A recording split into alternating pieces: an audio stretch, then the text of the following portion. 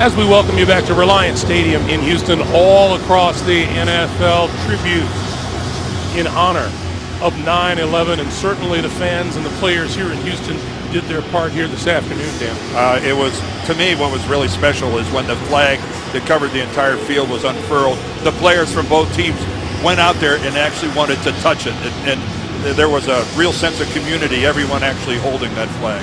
Neat. And as these teams prepare to play their first game, the focus is going to be on Kerry Collins. And as we spoke with Kerry Collins last night, he has a special interest in this date. Well, yes, he does. He was the quarterback of the New York Giants 10 years ago and spent a lot of time at Ground Zero and has been very active back in the New York community with various donations and help with the firefighting and police communities. It's very much on his mind all the time. Kerry Collins, up until the 25th of August, was a retired NFL quarterback, and all of a sudden he finds himself back in the thick of it. And you would have to be a guy who could call on 16 prior seasons of experience to try to prepare for opening day with only 17 days of work. That's what Kerry Collins has had. There's no way he's not going to be a little rusty. How much of this Colts offense he's able to master, we will find out as today and the season goes on. Houston Texans won the toss, and they will receive, and we are underway. Daniel Manning is going to run it out of the end zone. Hole on the right side, 30, and brought down across the 40-yard line. Terrific return by Manning. Justin Tryon making the tackle. Well, who cares if you're kicking off from the 35-yard line, and who cares if you're 6 yards deep? Daniel Manning's going to bring it out. And he is on his way, except for that guy right there. Pat McAfee actually makes the open field tackle. And that is a heck of a job by McAfee, because Manning, if he's by McAfee, if he doesn't have to change course, he scores. On first down from the 40-yard line, Matt Schaub calling the signals. Still has it. Rolling this way. Throws. Caught. To the Colt 40, Andre Johnson. Well, Matt Schaub is not ever to be confused with Joe Montana, but his getting outside the pocket completely befuddles the Colts, who had no contain on that side whatsoever. And you saw where he had choices along the way. Two different receivers. He had Casey downfield, and he had Johnson short. The ball is at the Colt 39. Schaub again, throwing, wide open and off the fingertips and intercepted. Intercepted by the Colts, Melvin Bullock.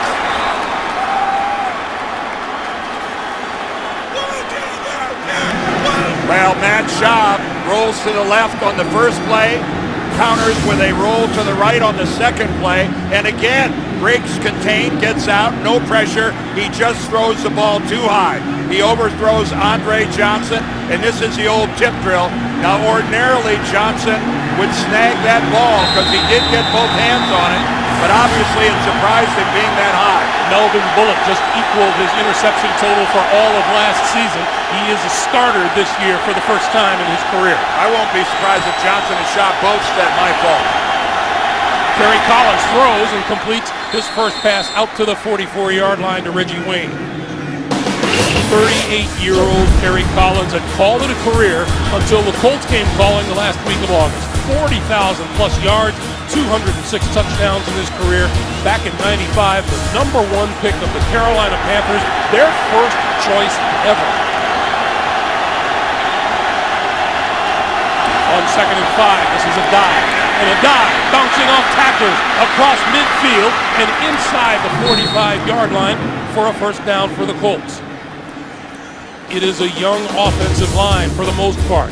Plenty of eyes and pressure today on the Colts' first-round draft pick, left tackle Anthony Costanzo. And Collins has targets, leading the way the five-time Pro Bowler Reggie Wayne in his 11th year out of Miami. Dan, you said it.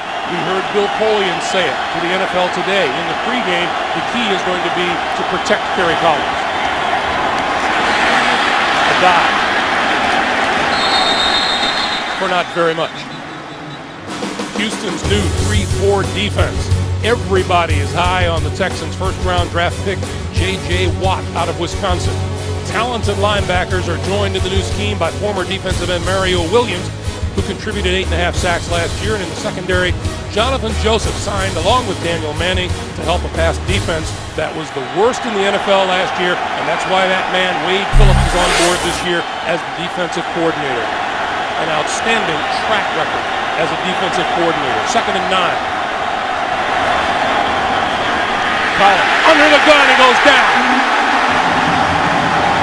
Mario Williams. Well, there's inexperience at the other tackle as well, as he's going to go against Jeff Linkenbach, who's starting at right tackle. And you can see he's there with Dallas Clark. Linkenbach is late getting out to it. Dallas Clark, I'm telling you right now, against Mario Williams, it is never, ever going to happen. I don't know if Dallas Clark thought he was getting help from the inside, but you cannot ask 44 to block number 90. It didn't happen there. It will never happen. 3rd and 17. And a screen for a dive. Brought down at the 48. J.J. Watt along with Grover Quinn. And that'll force the punt. Well, this is a work in progress for the Houston Texans. It's 3-4. And, you know, there is a lot of change happening for both of these teams, obviously. But, you know, again, with no offseason, without all the OTAs and the minicamps, it's going to take a while for this new 3-4 to sink in Texas. And it's also going to take a while for Kerry Collins to settle in for the Colts. They rallied well after the interception. McAfee's kick for Jacoby Jones. He's going to let it go, and it goes into the end zone for the touchback. It'll come out to the 20-yard line. Matt Schaub and the offense back to work after this. A season ago, the Houston defense was in such bad shape, they may not have survived the turnover as they did just now, but Schaub and the offense back to work from their own 20-yard line. And this is Ward out to about the 24. Texas quarterback Matt Schaub coming off a second straight season of throwing for more than 4,000 yards, 4,370 to be exact last year, with 24 touchdowns and 12 interceptions. Well, Greg, what he did was he stayed healthy for the second consecutive season. His first 2 seasons here in Houston, he got injured, missed games, both of the first 2 years. So he's got 2 solid seasons underneath and completely healthy. Schaub rolling and throws and complete across the 40, out to about the 45-yard line is Joel Dreesen, the tight end. For Houston, it's a good, solid offensive line. Number 74, Wade Smith, has been around the longest in his 8th season out of Memphis. And Schaub has terrific receivers and tight ends. And the veteran Derek Ward, the first to fill in for the injured Arian Foster, who is a spectator today with the hamstring injury. Well, I'll tell you who the 2 happiest guys in this stadium are so far. That's Dwayne Brown and Eric Winston, the 2 tackles. Because of these rollouts, they don't have to protect a conventional pocket and keep Mathis and Freeney away. On first down, this is Ward again, and Ward across midfield and into Colt territory at the 49-yard line.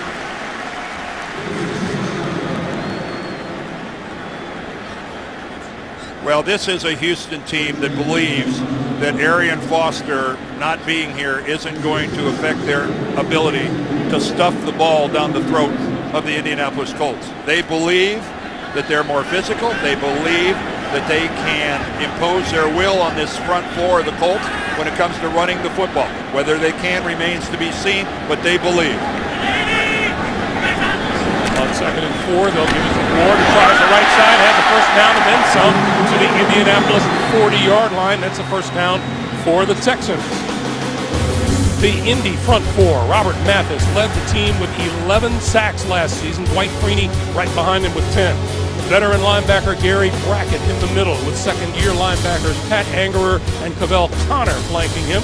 And in the secondary, part-time player previously, Melvin Bullitt, now the starter at strong safety and with an interception under his belt. Ben Tate is in the Houston backfield, second-year back out of Auburn.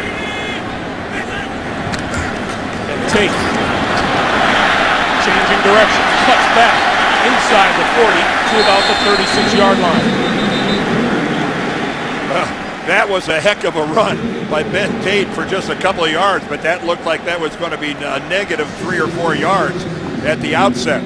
Ben Tate was their second-round pick a year ago, and it didn't last very long as he broke his fibula and tore up some ligaments in his left ankle, so he didn't even play at all last year for the Texans. And there, he's got explosiveness, and as you can see right there, a little creativity to get out of a jam. They were encouraged by his preseason performance. That pass inside the 25 to the 20 to Andre Johnson, and that's another first down. And right now, Matt Schaub is making that interception look like just a little bit of a blip.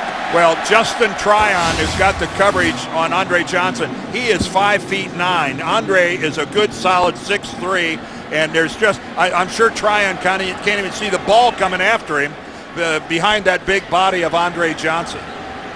And again, I'm sure Johnson and Schaub upset about the interception on the first two. This is Tate for 2 to the 18. Now, Greg, let's talk a little bit about the Colts. We met with them yesterday, and would it be fair to say that this is one angry football team? They feel a little bit disrespected that without Peyton Manning, they have no chance. Jim Caldwell, all the way through this organization, they are angry, their pride has been hurt, and they will tell you this is a 53-man game. We miss Peyton desperately, but we're still going to play hard. 8th play of this drive. Shaw over the middle to the 10. Andre Johnson on the receiving end again. And that is very close to a first down. It'll be just short. Well, the problem for the Colts defensively is how well-rounded this team is offensively for the Texans. They have talent at the wide receiver. They have talent at the quarterback. They have good running backs. They have solid play at the tight end. And what you really love to have, a big, bruising, physical offensive line. Ward into the backfield once again now, and he gets the handoff left side, has the first down. It'll be first and goal from about the 7. Did you see that? The Texans offensive line just moved the line of scrimmage about 4 yards back against the Colts. These guys watch this surge as they just remove the front 7 of the Colts, and by the time they were able to get any contact, it's an easy conversion for a first down.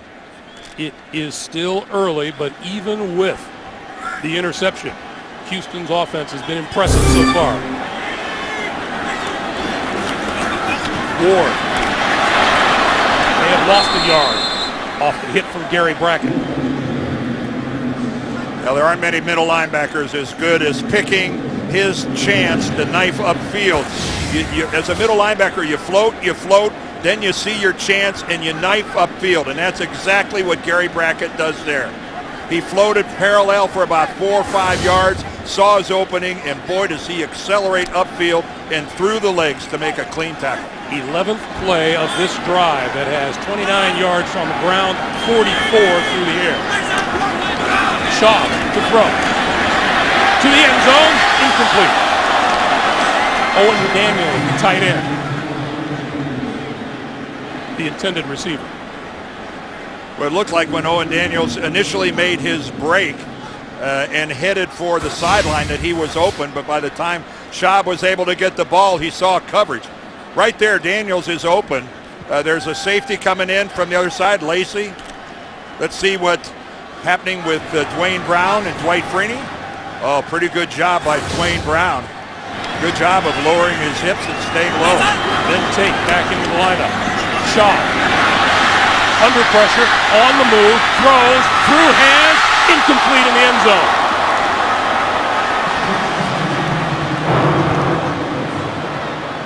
Well, you don't see that every day where it goes off one receiver and goes to another one, and neither one of them can catch it. Again, Schaub outside the pocket trying to make something happen. The ball there, it goes right off the hands of Walter and then off the hands of Jones. Neil Rackers will attempt a field goal from 25 yards out. 124 points last season, tied the franchise record. He's made 53 straight field goals from 45 or less.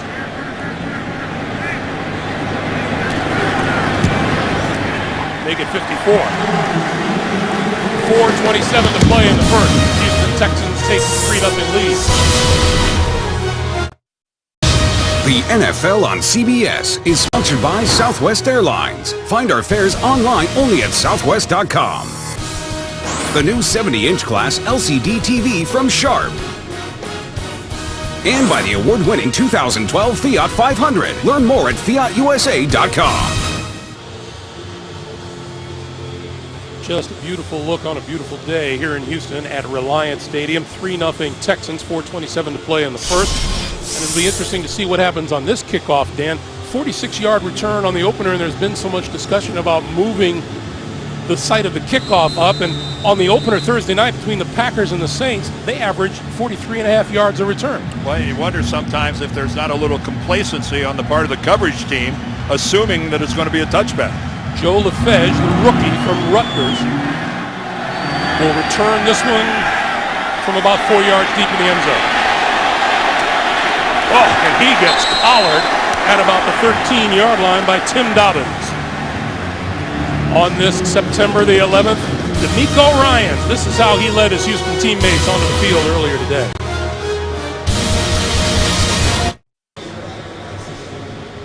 Hey, the NFL is holding a special auction to benefit 9/11 charities. Autographed game-worn jerseys from today's games, along with the game ball and other unique NFL items, will be auctioned to raise money for Tuesday's Children and My Good Deed. Visit NFL.com/auction today to bid on items. Colts first down from the 18. Collins pulls it down. Loose ball. Houston recovers.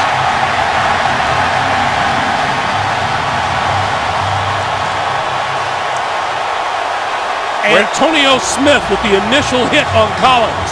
Well, we talked early about this offensive line and the fact that only Jeff Saturday is a starter in his normal position, and this pocket collapses right around Kerry Collins. He doesn't find a receiver at first, and as you see, Antonio Smith, number 94, he's coming in from Collins' left, and then he also grabs Collins, tackles him as he's attempting to crawl after the football, and that allows his teammate to recover it.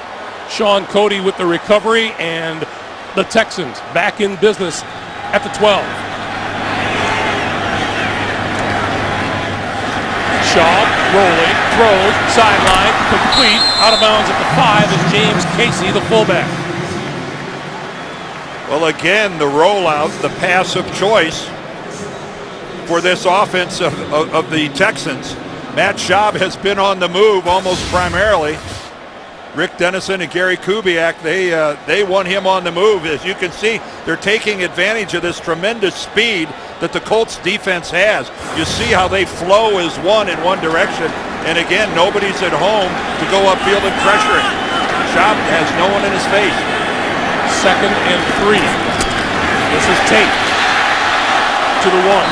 You know, Matt Schaub told us yesterday that he and DeMeco Ryans gathered some teammates during the summer, and they had a series of workouts, kind of like mini camps at Rice University. And I tell you, I'm very impressed by this Houston offense so far. Well, and what he said was that they actually used the formats, the schedules that they would normally be using during mini camp. They actually were still using the running program designed by the strength and conditioning staff of the Texans.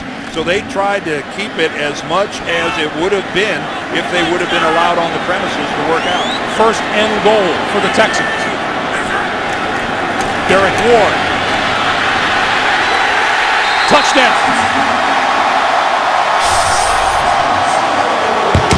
Well, that was a tremendous 2nd and 3rd effort by Derek Ward.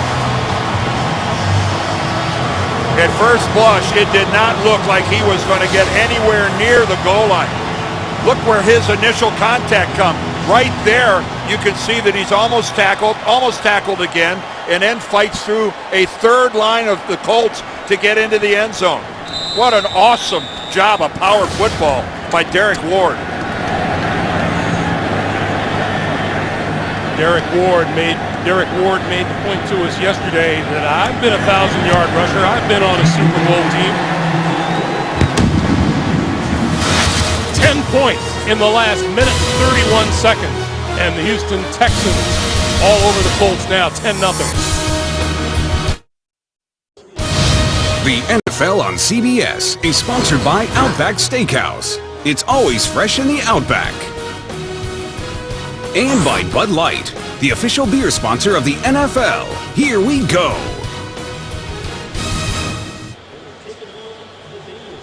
Those incredible pictures being supplied by the MetLife Blimp today. Look for the MetLife Blimps as they team up with CBS for more coverage this season. Well, Greg, you know these Texans, their fans in the stands would go, oh, okay, so we're out 10-0. You know, with Peyton Manning at quarterback, you know he's going to come storming back. A little different deal now. The team that's built to play from the lead behind very early. You saw Arian Foster sitting out today's game, sitting there next to Derek Ward. Joe Lefebvre deep in the end zone for the Colts for the kickoff. And this one, he will not run back as he takes it at the back end of the end zone. So Collins and the Colts offense will get started from the 20-yard line with 2:56 to play in the first. Welcome back to Reliant Stadium. Terry Collins in the offense trying to find some footing here. First down from the 20. Collins lost the ball. And the Texans recover. Is that J.J. Watt? It is the rookie out of Wisconsin.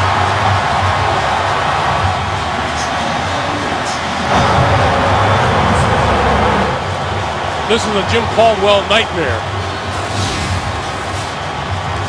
Well, how many center quarterback exchanges have Jeff Saturday and Peyton Manning had? You don't need me to tell you that he and Kerry Collins have not had very many, and that ball looked like it hit Collins right in the hands. It looked like he delivered it. Now Collins is being attended to by the Colts training staff, and you got to wonder if he didn't do some damage to it. Oh, he did. Oh, his left index finger, at first glance, looked like it was dislocated. Meanwhile, Texans from the 18-yard line.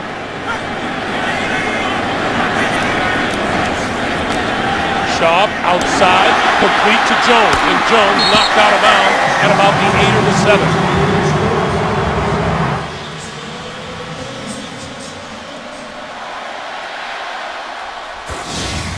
Again, Matt Schaub, he's got one interception on a pass that was a little high, but otherwise he is spot on in throwing to people that are wide open. It's been on a variety of rollouts. That time it was a conventional, but again, this is a Colts defense that right now is a little bit on their heels. Derek Ward inside the 5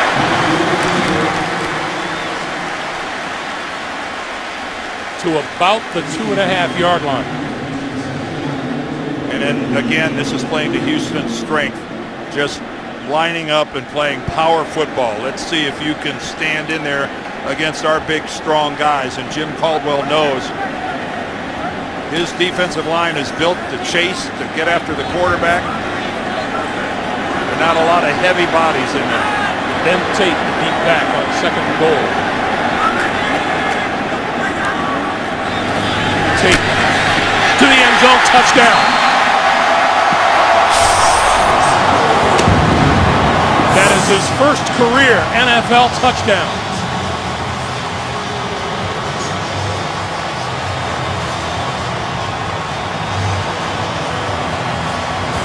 And again, another run that is right in the Texans' wheelhouse. Zone blocking up front, one cut by the running back, and as you can see, when Tate cuts back to his left, there is absolutely no second level of defenders for the Colts.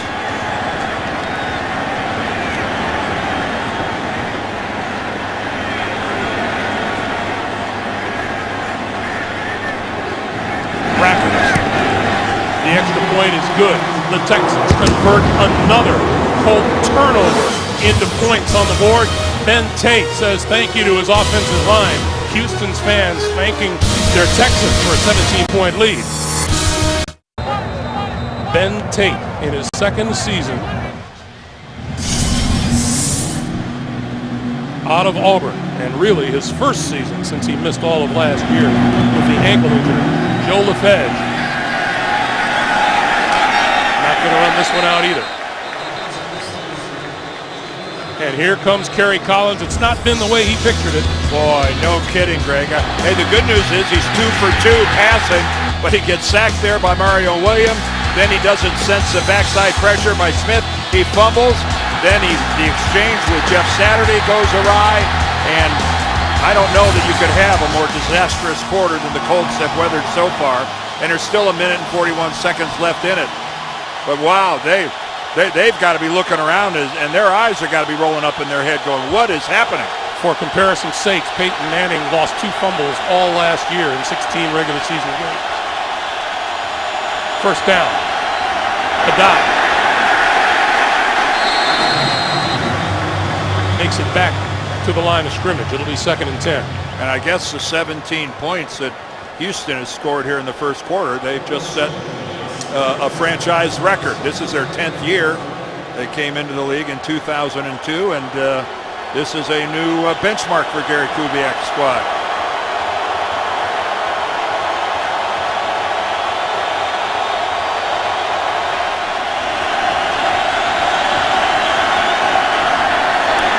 Collins with time this time outside, and that's complete to Reggie Wayne.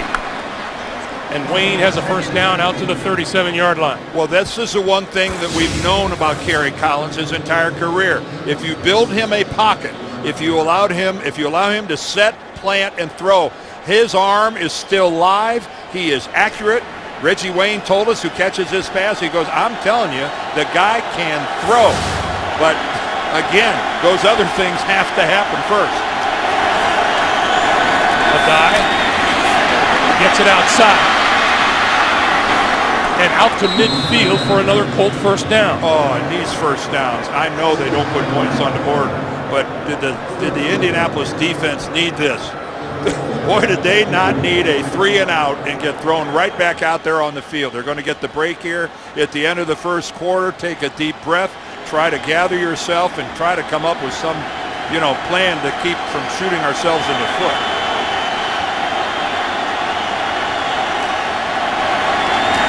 Adai once again spinning for about 5 yards, and we have a penalty marker down. It stops the clock with 6 seconds to play here in the first. Not a good sign thrown by the umpire there behind the line of scrimmage. Walt Coleman is our referee today.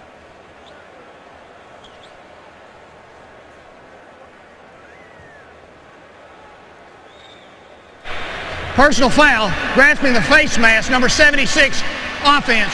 15-yard penalty, still first down. That's left guard Joe Wrights. Yeah, Joe Wrights is the left guard. He's making his first NFL start here today. There he is right there. And you could see he had his left hand right on the face mask of Antonio Smith. And now with the umpire being in the backfield of the offense, that's really easy for him to see. If he's in his conventional spot behind the defense, a little tougher to see. We wind down to the end of the first quarter. 14 Houston points off turnovers. They lead by 17. We're back after this. This is the NFL on CBS. Greg Gumbel, Dan Deerdorf, the rest of our CBS Sports crew here at Reliant Stadium in Houston as we start the second quarter. DeLon Carter, the rookie out of Syracuse, in the backfield, gets the handoff and finds a little hole out across the 40 to the 42-yard line. Dan, what's this we see that's a little strange out on the field? Well, yes. Remember Peyton Manning, when he was running this operation, they never left the line of scrimmage. He ran the entire offense from the line. Now the Colts have to go back to a huddle, and Jeff Saturday said it's been terrible during practice. I just find myself walking directly up to the football and then realize, there's a huddle back there. Reggie Wayne says he's got to jog an extra 12 or 15 yards of play. On 2nd and 18, this is Wayne. And Wayne out to the 49. It'll be 3rd and 11. Well, Reggie Wayne, when we talked to him yesterday, again, if there was a common theme, it was just that they're just offended. And I know it's 17-0, and we'll see how it plays out over the course of the season. But they're professionals, and they have pride. And they couldn't believe how many people were throwing them totally under the bus, talking about like 1 in 15 seasons, winning 1 or 2 games.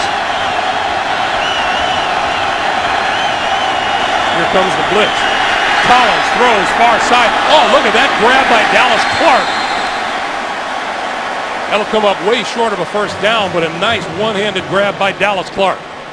Well, and I think the fact that they still have talented people like Reggie Wayne and Dallas Clark. But again, you could see Collins waits till the defender goes to the air, and you won't see a prettier grab than that one right there by Dallas Clark. Look at that. Didn't move the chains or anything, but son of a gun, they threw it at him and he caught it. Pat McAfee will kick it away. Jacoby Jones is deep.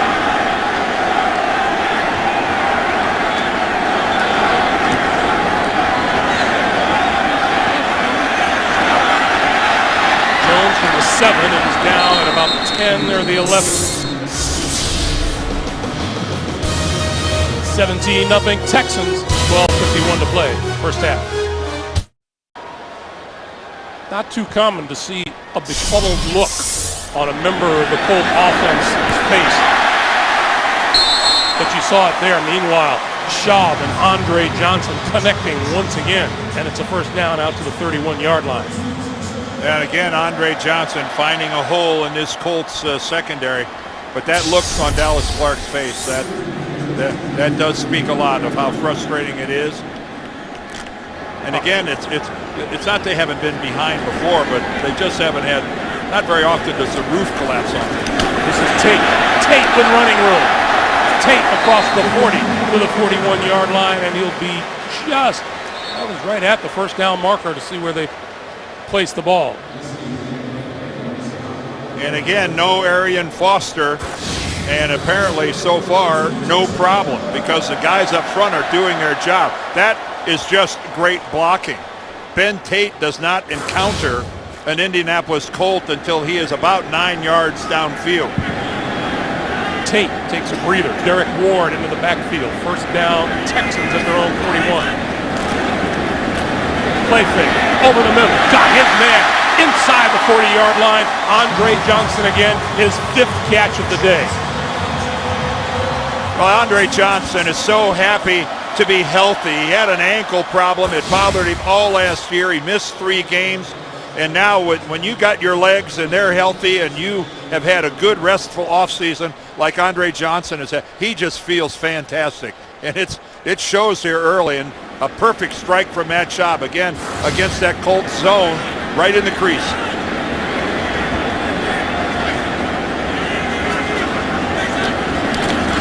Here's Derek Ward. And this time he's stacked up, led by Pat Angerer and Antonio Johnson.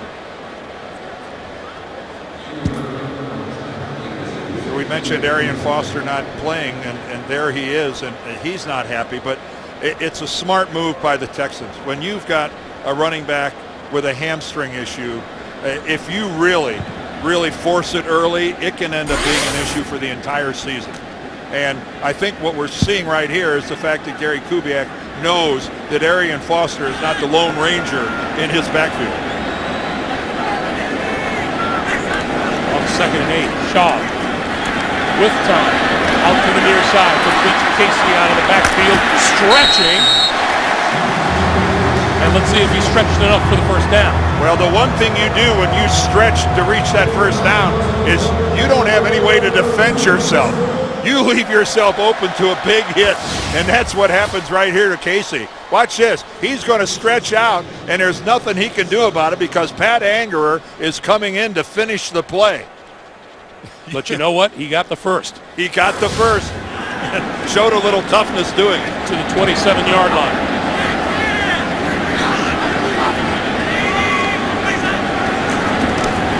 This is Tate, left side, inside the 20. That's another first down for Houston. Oh, this offensive line now, they are asserting themselves. Dwayne Brown, Wade Smith, Chris Myers, or look at Brown. 76 going to go upfield, and he gets on Brackett and just takes him all the way out.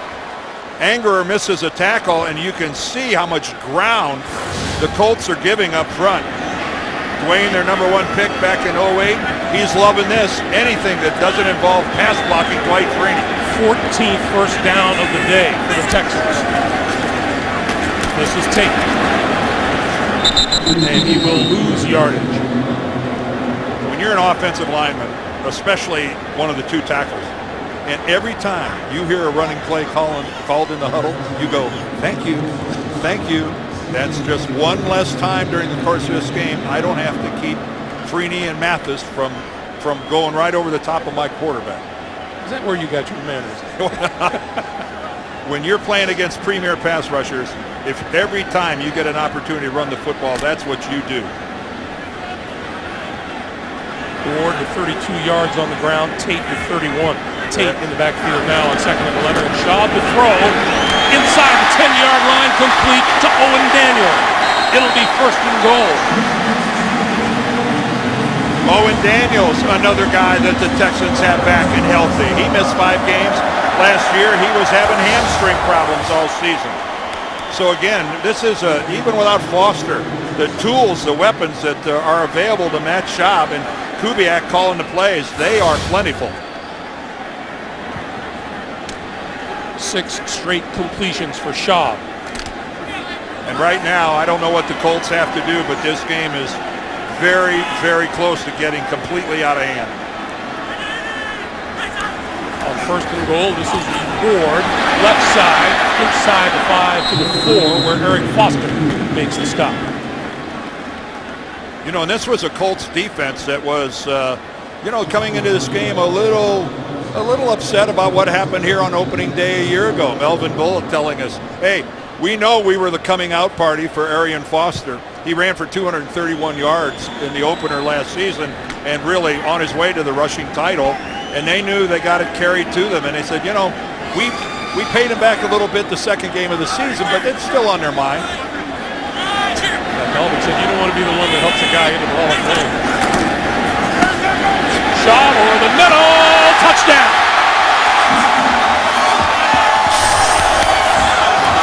Well, when you run the football,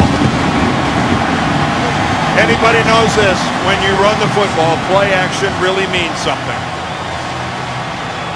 Andre Johnson on the receiving end at the back of the end zone. Beautiful, beautiful play. But look at the play action. No penetration. And right there you can see Gary Brackett, not being the tallest guy in the league, he still is able to elevate. He gets his left fingertips on the ball. And Andre Johnson amazingly able to adjust back in that short period of time and get a catch. Brackett is perfect. Last 4 drives, a field goal, a touchdown, and a touchdown. And Houston up by 24. Anxious guy, you know that somewhere Peyton Manning has found a way to watch this game and is probably as antsy as they come. Well, of course he is, and we send him our very best. There's not a fan of the game that isn't upset that Peyton Manning isn't playing. The face of the NFL for so many years, and Peyton, we're with you. LaFleur will not return this one from the back of the end zone, and once again, the Colts will get started at the 20-yard line, down 24-0. That's a pretty decent sign from the Houston Texans faithful, don't you think? I think it shows a little bit the respect that Peyton has all around the league, even in opposing cities. Collins from the shotgun, pulls it down, now throws, overthrows Dallas Clark. It's incomplete. Well, Peyton Manning was at the helm of this franchise for a long, long time. We go all the way back to December of 1997. Jim Harbaugh was the quarterback against the Vikings. Yes, Jim Harbaugh, who today takes his San Francisco 49ers onto the field in their home opener. But again, Minnesota won the game 39-28. It was Harbaugh's last game as a Colt. They drafted Manning number 1 the following year in 98, and until today, he's at the helm. A dive, can't turn the corner and lost yardage. Yeah, the Colts were 3-13 that last year, and then Peyton's first year, they were 3-13 again, and things got decidedly better after that. Yes, they did.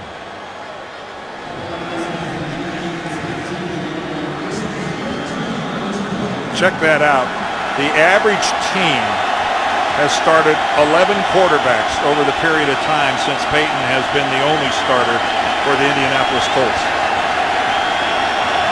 A remarkable run. As other quarterbacks expressed to us yesterday, Matt Schaub and Kerry Collins, it really puts Brett Favre's numbers in perspective, doesn't it? It makes it otherworldly is what it does. 3rd and 12. And we have movement up front. Well, J.J. Watt was into the neutral zone, but the question is, did he get back out of there in time, and did the Colts react? It's supposed to be a spontaneous reaction that an offensive lineman is drawn off sides. Let's see if they get the benefit of the doubt. Delay of game on the offense. 5-yard penalty. Still 3rd down. They did not. Watt jumps in there. When you jump in there as an offensive lineman, your reaction has to be a direct result of that. J.J. Watt jumped in there and then got back on his side of the football, and then the Colts moved. And that's a good call by Walt Coleman. Dan, did we talk to anybody on the Texans yesterday who didn't talk about J.J. Watt's motor? Oh, no. It is high octane. That's a 12-cylinder. 3rd and 17. Collins with time, going to go deep. It is incomplete. Intended for Austin Collie. And Jonathan Joseph was covered. Well, Mario Williams, who plays in a 2-point stance in their conventional 3-4 when it comes to nickel, just gets down on the ground like everybody else. And boy, that was a nice little swim move, but a good job by Linkenbach of taking Williams far enough upfield, riding him out of the way that Collins able to step up and deliver. McAfee kicking to Jones. Oh, beautiful kick by McAfee. Jones back to his 29. And down at about the 38-yard line. Adrian Moten, the rookie out of Maryland, with the tackle. 5:25 to play in the first half. Welcome back to Houston. 5:25 to play here in the first half. That has belonged to the Texans. Shaw gonna throw. Running out of time to get rid of it. He throws incomplete. And we have a penalty marker down. Well, at least that time, Pat Angerer was able to at least chase Shaw. Holding, number 41, defense.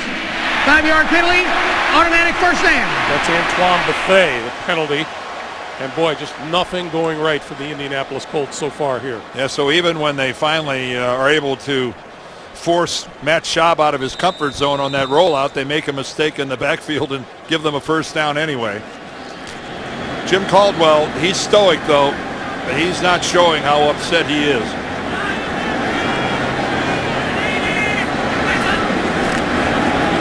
Tate dragged down at midfield. That'll be about 3 yards short of a first down.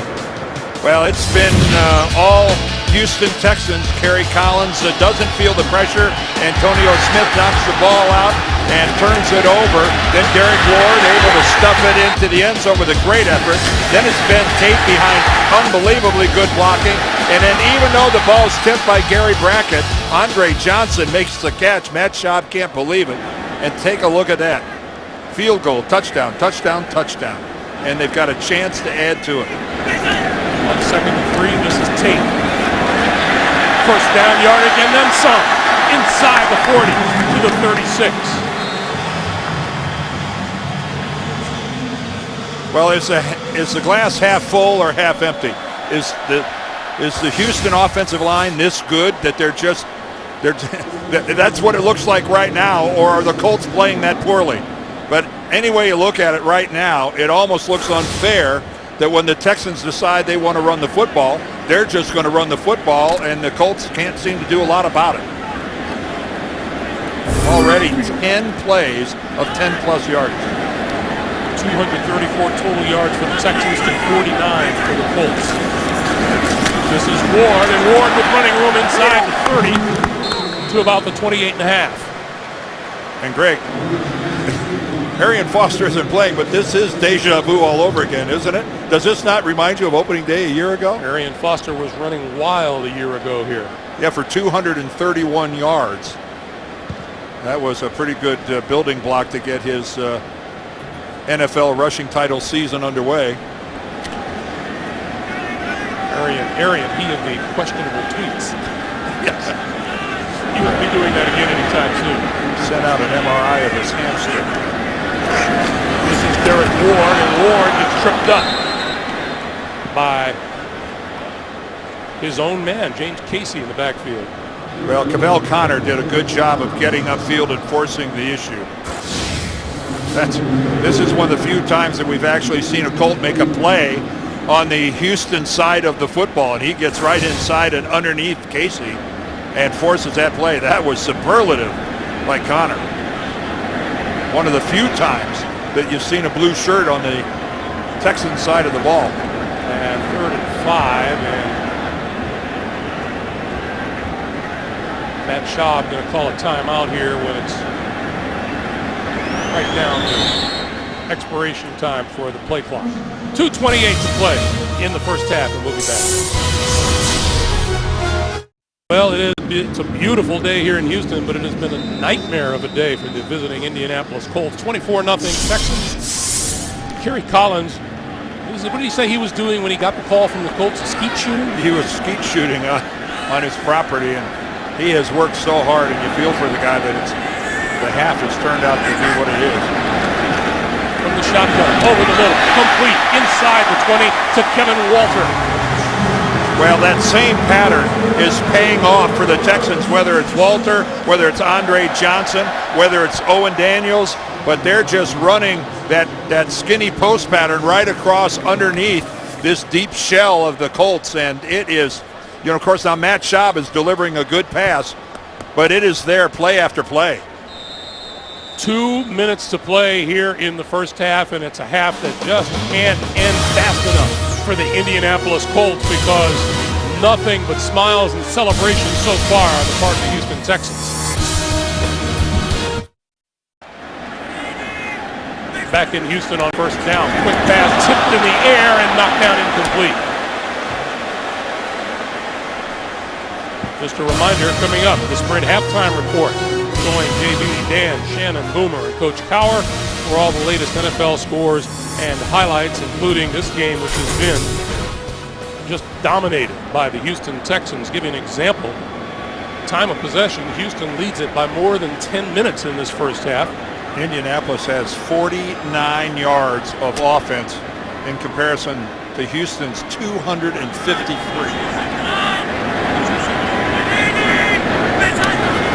On 2nd and 10, Schaub under the pressure and goes down at the 20-yard line. Well, and that's why the Texans have been doing so much rolling out, because of that respect that they have for Freeney and Robert Mathis. And that time Robert Mathis gets in there and gets a sack. There he is at the bottom of your screen, and he just gets the corner on Eric Winston, the right tackle. Look at that move. He fakes to the inside, a little stutter step. Winston bites, plants his feet, and then Mathis goes upfield and right around the soft edge.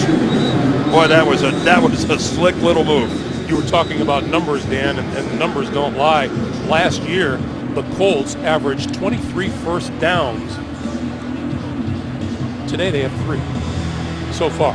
Well, it's hard to overestimate what it means without Peyton Manning in terms of his control of this offense. He ran the entire thing from the line of scrimmage. There's no way that these guys can just shrug that off. 3rd and 13. This is Tate. Tate with running room to about the 11, and that will set up the field goal unit. And to a man, the Indianapolis Colts have pointed out, Kerry Collins has absorbed an awful lot in the short time he's had. Well, yes, he has, and they all admire his work ethic. They said that he's the first guy in there, he's the last guy to leave, he's there at night. He has totally dedicated himself to trying to absorb as much of this as he possibly can over the last 17 days. Now, it's fair to say that this first half has been a joint effort. The defense of the Colts has been abysmal. they've had no help from the offense, but this is a team-wide poor first half. Rackers was good from 25 yards out. This one will be from 29.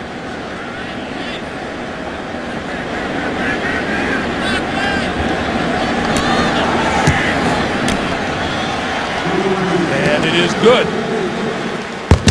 5 trips to the red zone for the Houston Texans. 5 times they put points on the board. They lead by 27. We sure want to thank the MetLife Bloom for providing aerial coverage like that of all of the beautiful sights and scenes down below. Look for the MetLife Blooms, Snoopy 1 and 2 when they pass through a town near you. Actually, it would be over a town near you. What a beautiful home the Texans have here, right next to the old Astrodome, which I used to think was a pretty big place. Then you see it sitting next to Reliance Stadium here, and you go, whoa. What's that hut? No kidding. Look at it. There's the Astrodome on the other side. This stadium, of course, with a movable roof. LaFlege will not get a chance to return this one as is kicked out of the end zone, and once again the Colts will start on their own 20. Hey, U.S. Open action on Monday. Rafael Nadal and Novak Djokovic will face off for the men's U.S. Open Championship. And coming up next here on CBS, the women's U.S. Open Championship between Serena Williams and Samantha Stosur. Only CBS. Well, the Colts coaches have talked about finding plays that Kerry Collins is comfortable with. And if ever there was a time to just run a couple of those, this is it. Collins, this side of the field, and that is complete to Reggie Wayne and out of bounds. It stops the clock at 1:29 to play in the first half. Colts have not been shut out in the first half since the 14th of September back in 08 at Minnesota.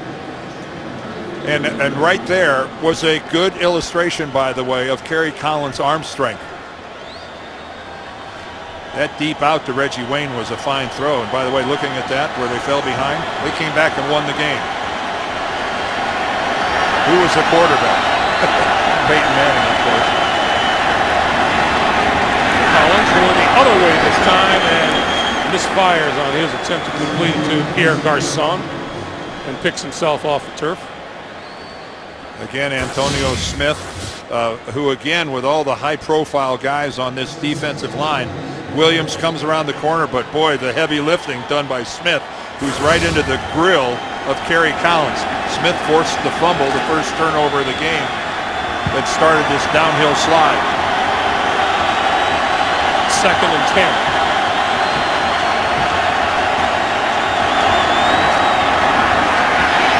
Flip out of the backfield for a die, incomplete. It'll be 3rd and 10. You know, Collins retired on a high note. He started 7 games, played in 10 for Tennessee last year. His last game, he was 28 of 39 for 300 yards, 2 touchdowns, no interceptions.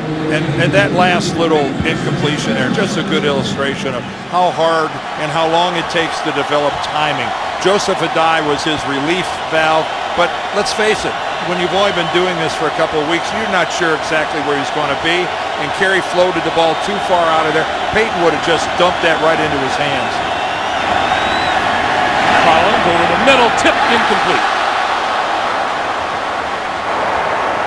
Looked like Kareem Jackson got his hand on that thing.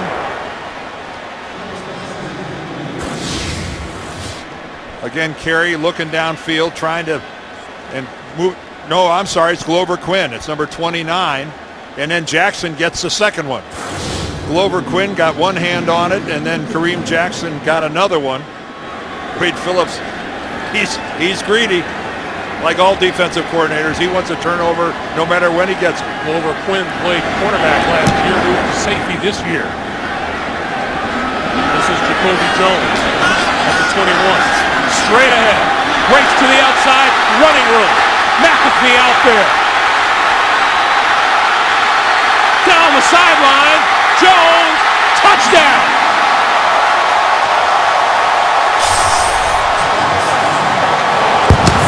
$79 yards.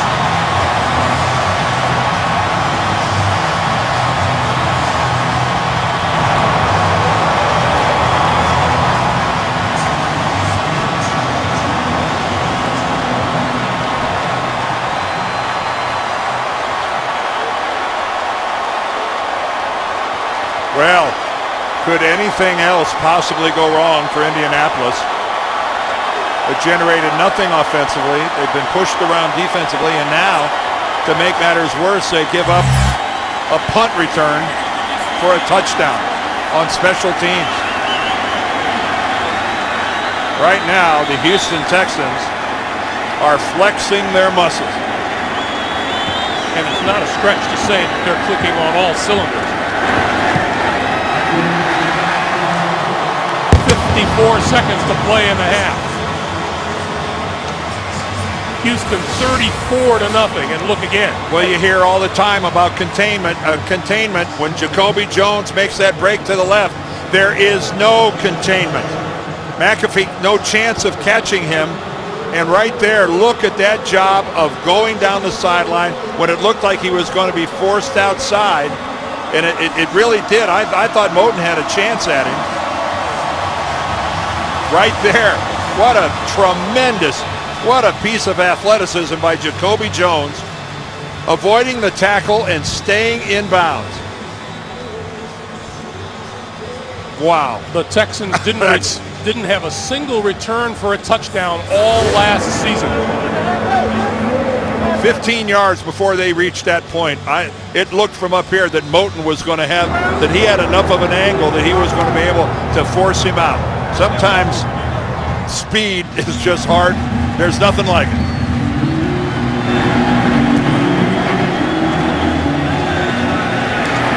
LeFevre will not get to return this one, and once again, it'll be Collins and the Colt offense from their own 20-yard line. Well, might be time to just hand the ball off a couple times and run to the locker room. The first punt return for a touchdown for Houston since the 2008 season. And Gary Kubiak, you couldn't tell by the look on his face that he's up 34. Coaches practice that. You never smile until it's over. DeLon Carter in the backfield. He's going to get the handoff and go right up the middle. And we're down to 50 seconds to play in the first half.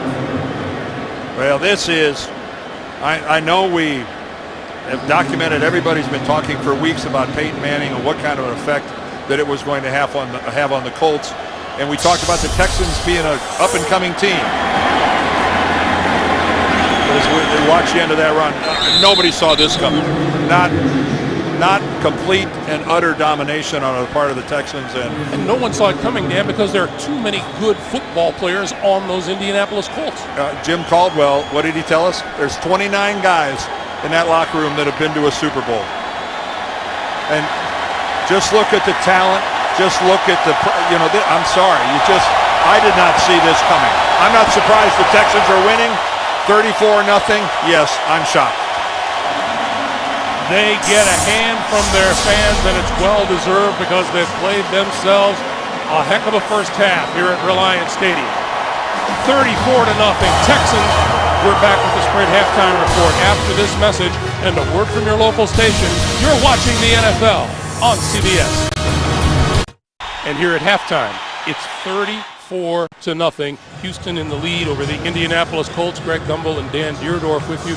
We were here a year ago when the Houston Texans opened their season with a 34-24 win over the Colts. It took them all day to score 34 last year. They've got 34 in the first half. It's been a tough day for Kerry Collins. It has been a very tough day for Kerry Collins, and it's been a variety of miscues. Both from his offensive line. Right there, he gets sacked by Mario Williams. And then from behind, Antonio Smith knocks loose the football. That led to the first Texans touchdown. A fumble exchange with his center, Jeff Saturday.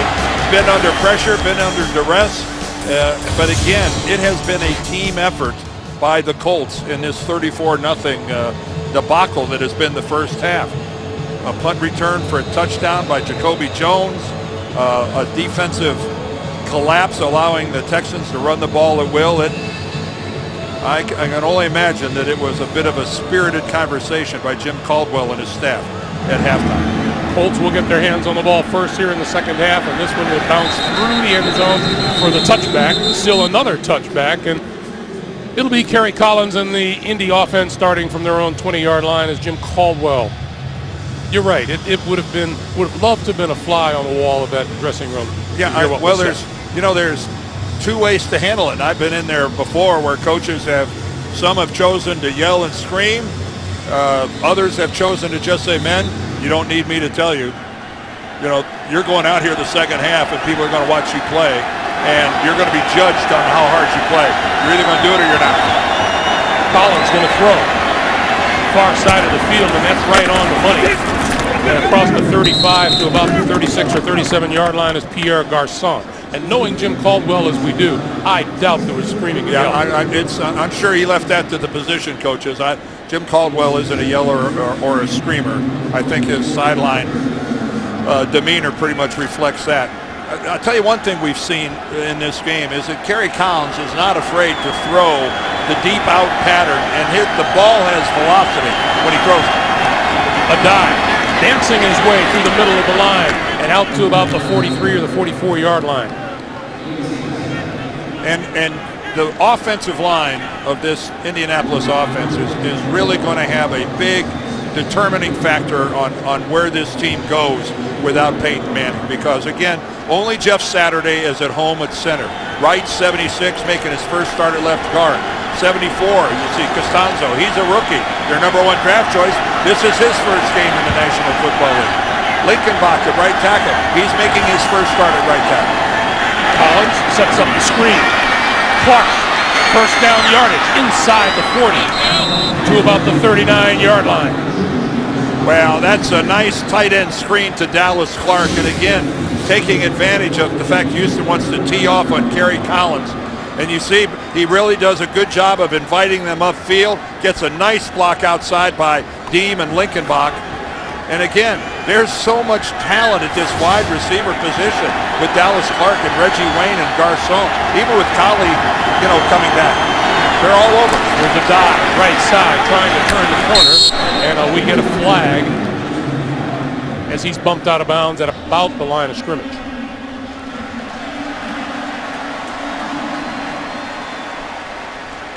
And this will go against the Colts.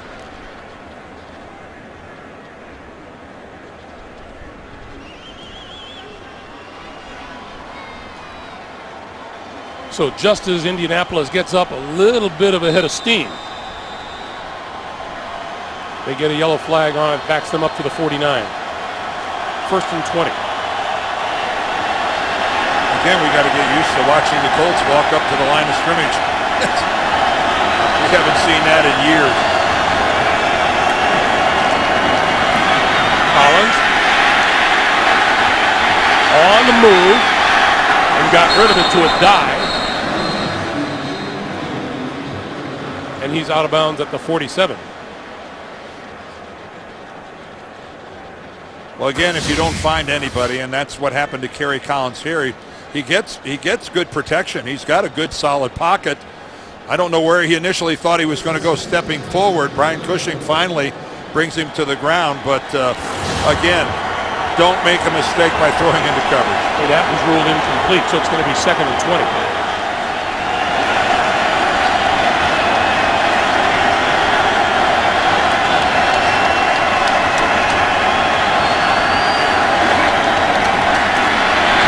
Far side of the field, overthrows Garçon, 3rd and 20. And there's no question that the Indianapolis woes begin with Peyton Manning not being in uniform today, but the defense has hardly held up its end of the bargain today. No, and let's face it, there were, even if Peyton was here, there were still a lot of people who were wondering, is the Colts' hold on this division quite as strong as it has been? Pretty hard to be critical of a team that's made the playoffs 9 consecutive years.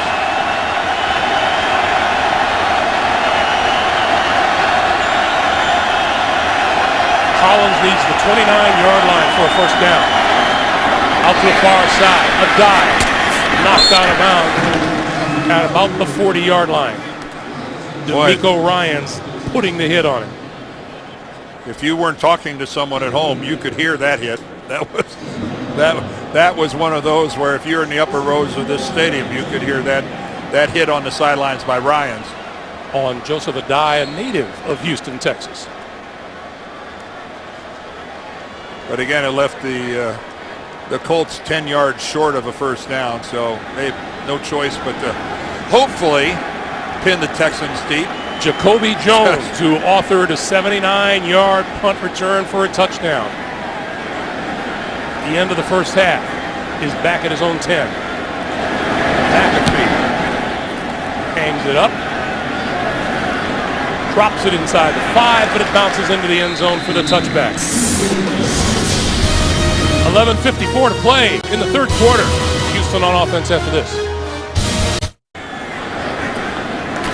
Matt Schaub, his first turn of the offense here in the second half, has been Tate.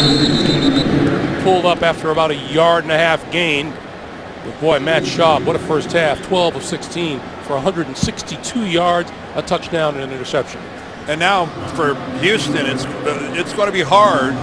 You know, can you muster up the same intensity that you showed in the first half? You had a chance to go in and sit down and think for about 12 minutes of how wonderful you are and what a giant lead you have and everything else. Can you get it back going at a high level again? Schaub, quick pass outside. That's complete to Andre Johnson. The one thing that I like when you're around these Texans is they don't want to talk about it. That's, if they have a mantra, that is it. They're going, it's just time for us to perform. We're tired of talking about this is our breakout year. You know, after a couple of 8-8s and then a 9-7, the regressing back to 6-10 last year has really left a mark with these guys. A team that lost 4 of its last 5 and 8 of its last 10 last year. That pass complete to James Casey. Casey looking for more yardage and gets it in just outside the 41-yard line to the first down. And again, if we've seen a theme in the Texans passing game, it's Matt Schaub on the move. And this time to James Casey, the fullback. Remember, he replaces Vontae Leach, a Pro Bowler who got a big contract in Baltimore, and he's gone. But I am really impressed with Matt Schaub and the way he's delivering the ball on the move. He had the one miscue that was a little high. Remember, it caromed off Andre Johnson's hands on their first possession for an interception. From then, stellar. This is Tate. And Tate pulls his way to about the 46-yard line. While we have a moment, not too late to play NFL.com fantasy football. The first and only one with in-game video. It's free and easy. Sign up today at NFL.com/fantasy. I think another thing in terms of the Texans is, and there's Arian Foster who's sitting this out with the hamstring, is that they know that they got off to a good start last year. They were 4-2 at one time, and then they lost to Miko Ryans, and then they finished 2-8.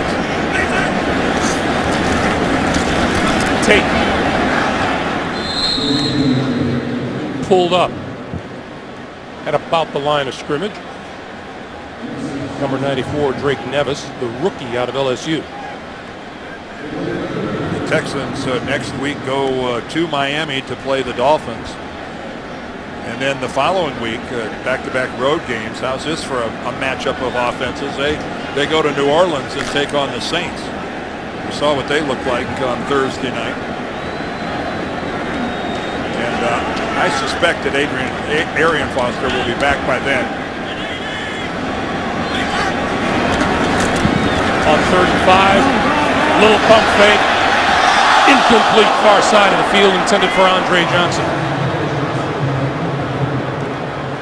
Well, that's a good back shoulder throw by Matt Schaub, and he's hoping that Johnson is going to be able to react back to it. He's going stride for stride with Justin Tryon, who's got good coverage. Tryon not aware of the football. He's playing Johnson, but Schaub threw it just a little bit too far to the outside. If that ball is if it's just about a foot or two back towards Andre Johnson, that's a completion. Gives us a chance to introduce you to Brett Hartman. It's his first punt of the day.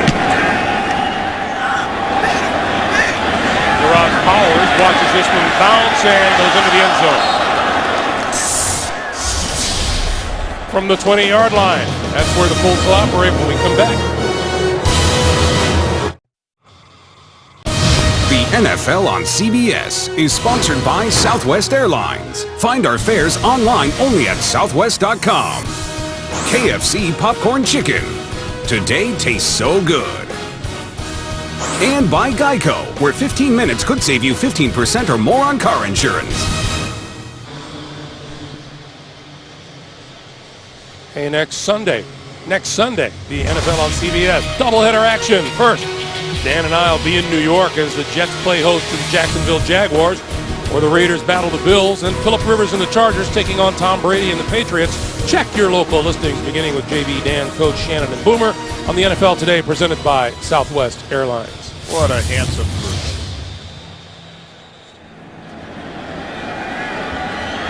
We are told that Kevin Walter has a shoulder injury and Derek Ward an ankle injury. Both are questionable for a return. As for the 7th straight time, the Colts start from their own 20-yard line. And DeLon Carter gets maybe a yard and a half. Well, right now for the Indianapolis Colts, there are 15 games remaining in the regular schedule, and you're going to have to play them. So there's work to be done, and you can accomplish a lot here in the second half in terms of just beginning to gel a little bit offensively. Collins over the middle, got Reggie Wayne, and Wayne for a first down out to about the 44-yard line. And anything that positive that happens here for the Colts offensively. And again, look at this. Well, they thought about going to the line of scrimmage. It looked like they were going to get up there, but then they're going back into a conventional huddle. But again, there's still a lot of positive things. Winning the game, probably not an option. Can you get some positive work done here in the second half? Something to build upon? Yes, you can. That was Collins' longest pass play of the day. Good for 22 yards. He's looking for more here. Incomplete. Intended for Wayne on this side of the field. Covered by Kareem Jackson.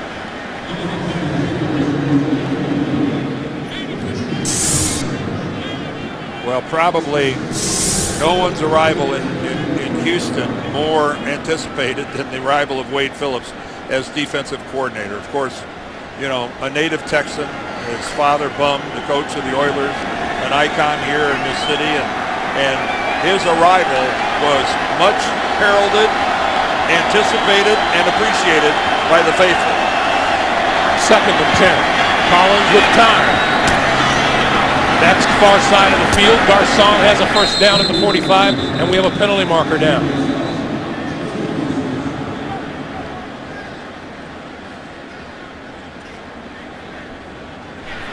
Illegal contact, number 25, defense. That penalty's declined. Play results in a first down. By the way, you want to know just how much Kerry Collins has contributed in his career. He has just passed Joe Montana for 10th place all time in passing yardage for a career. That's not too shabby. No, it's not. 40,554 yards under his belt.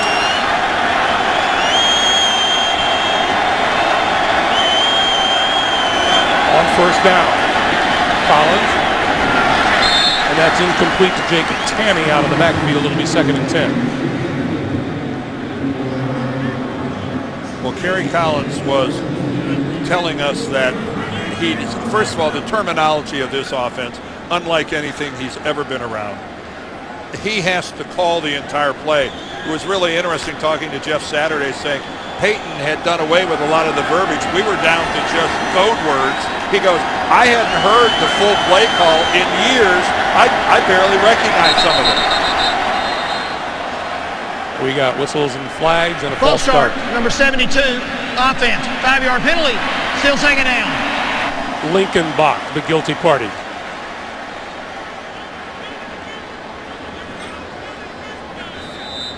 Well, Lincoln Bach, he had 4 starts last year, but 3 of them were at right guard. 1 of them was at left tackle. So again, this is his first National Football League game at right tackle.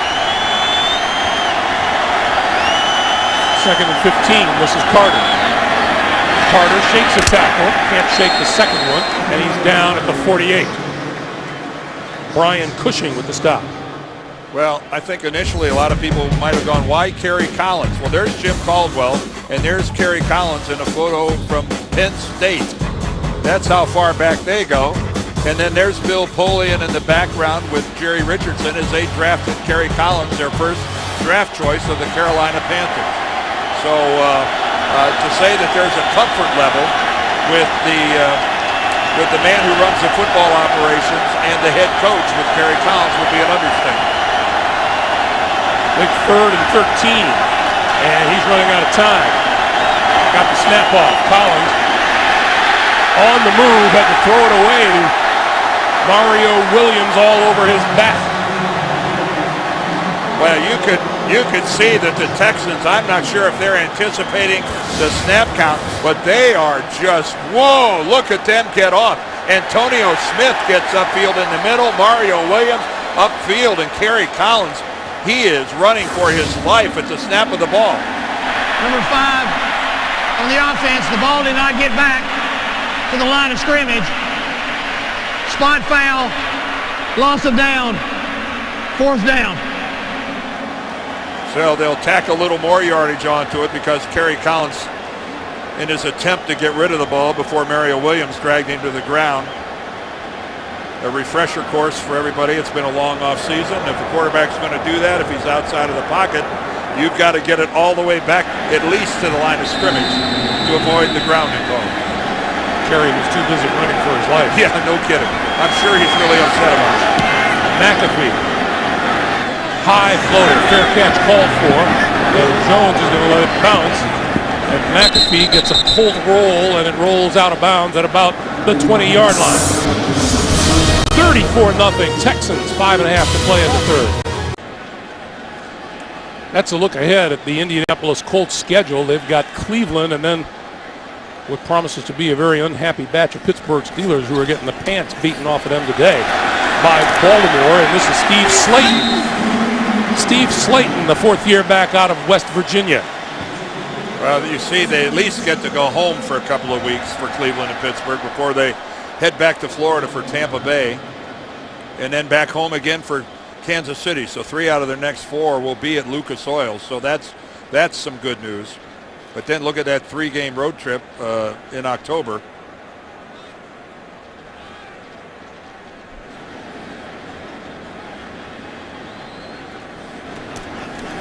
Shaw, screen, Slayton across the 35 to about the 38-yard line. Steve Slayton, here's another guy, rushed for 1,282 yards back in the 08 season. And that is, once Arian Foster is healthy, that is what you call a stable of quality running backs. Well, yeah, seriously, how many teams can boast of having 3 running backs on their squad who have a 1,000-yard season on their resume, and it's quite a luxury that the Texans have.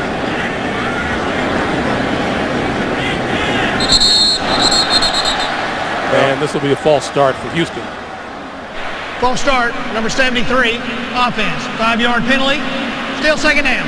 So we're talking about the fact that they've got 3 runners in Foster, Ward, and Slayton, all with 1,000-yard seasons, and that doesn't even take into consideration that Ben Tate, their 2nd-round pick from a year ago, who missed the entire season, that he's back and healthy, and there's a reason why they drafted this kid in the 2nd round. So it's almost an embarrassment of riches at the running back position for the Texans. Ben Tate is 13 carries for 68 yards and a touchdown here today. 2nd and 10. Slayton. Nothing.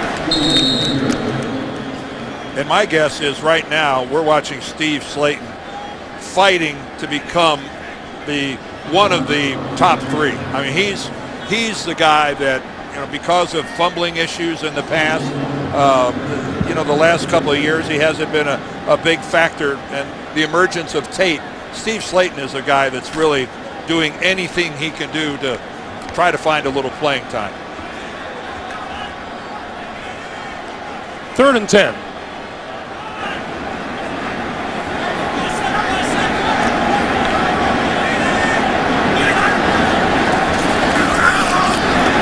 Shaw from the pressure got him to his man across midfield. Jacoby Jones for a 1st down into Colt territory at the 42. And again, they are just finding that level in between the zones When you look at this from behind, you're going to see the linebackers dropping to that level, and then there's that gap between the linebackers and the safeties, and you see Jacoby Jones operating right in the middle there. Here comes the spin move by Dwight Freeney, and this time Brown does a pretty effective job of rerouting him and keeping him away from the body of Matt Schaub. That is just such a lethal move, and the minute you think it's coming, he'll gore you. Tate in the backfield and pulls his way to the 40 for a couple. Melvin Bullitt in for the stop. Well, that's what Dwight Freeney will do to you. He'll run that spin, which is a finesse move. You don't have to be really, hard hitting and physical to stop that. And once you start thinking he's going to do that, he will come in with a bull rush. He'll plant his helmet right in your sternum, and like you are on roller skates, he will run you back to the quarterback. It's an embarrassing thing for an offensive tackle when Dwight Freeney gets that leverage and gets underneath. 2nd and 7. Short drop and on the slant, that's complete for a first down to Jones. Dwight was telling us, and Jim Caldwell confirmed, that this is a simplified defense from a year ago. Well, they thought their playbook was a little too big last year, and they were doing too much thinking and not enough reacting. And I was kind of expecting something positive to happen when he was talking about we're going to be more attacking, we're going to be more aggressive, we're not going to have to just read and react as much. Well, 34-0, we haven't seen it. That's 23 first downs on the day for the Texans. Shaw rolling this way, looking, and he's going to keep it and run out of bounds inside the 30-yard line. Out of bounds at about the 28-yard line. Well, that time Antonio Johnson chasing Shaw, but again, the Colts just can't seem to get somebody upfield to keep Matt Schaub from rolling out on the backside. He's bootlegging out of there, and the Colts are finding themselves in a chase position. Once or twice, they've actually had someone up in his face. I could be wrong, Dan. I just don't recall Matt Schaub doing this much running. No, it's not his MO. On 2nd and 7, they'll give it to Tate and hold him. Going through on the right side, inside the 15 and down to the 10. Well, I just want to say it. Eric Winston, Mike Breisel, Chris Myers, Wade Smith, Dwayne Brown, the 5 guys up front, you are getting it done. We come to the end of the 3rd quarter with the score. Houston 34 and Indy nothing. We're coming back to Houston after this message and a word from your local station. You are watching the NFL on CBS. Producer Mark Wolf and our director Suzanne Smith. Greg Gumbel, Dan Deerdorf back at Reliant Stadium in Houston for the start of the 4th quarter. And it has been a tough day for the Indianapolis Colts, to say the least. From just outside the 10-yard line. On first down, this is Tate. And he dips inside the 10 and out of bounds at about the 8 or the 9-yard line. Pat Angerer, the 2nd-year linebacker out of Iowa, making the play. Yeah, he's really settled in at the outside linebacker position. He'll come knifing in here. There he comes right now. And it looked at first like he might have chosen a poor angle, but he's got enough speed, like everybody on this Indianapolis defense, to, even if you do take a little bit of an incorrect angle, you still can recover and get in on the tackle. Angerer the angler? Well, that would make him a good fisherman. Would that? 2nd and goal. Popped up into the air and falls incomplete. Well, that is the 3rd or the 4th time today I can remember that the Colts have gotten their hands onto a pass from Matt Schaub. A couple clean blocks. Remember, Bracken deflected one that Andre Johnson caught for a touchdown, and that time it's Connor. You see him just get up there and time his leap perfectly and bat it away. Well, the Colt defense has shown itself a little bit better here in the 2nd half than it did in the 1st. Steve Slayton back onto the field, 3rd and goal.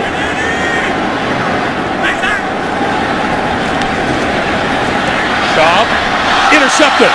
Gary Brackett. Brackett looking for blockers. And is out of bounds at the 35 or 36-yard line. How many years have we watched Gary Brackett, and he is not up yet? Hold on, this is not good. Gary Brackett is still on the ground. He has done this so many times. And they're calling for help this side of the field. We'll check on him and be back. The NFL on CBS is sponsored by Walmart. Save money, live better. Walmart. And by Autotrader.com. Now find brand spanking new cars and special offers on Autotrader.com. We're glad to report that while we were away, Gary Brackett walked off the field under his own power.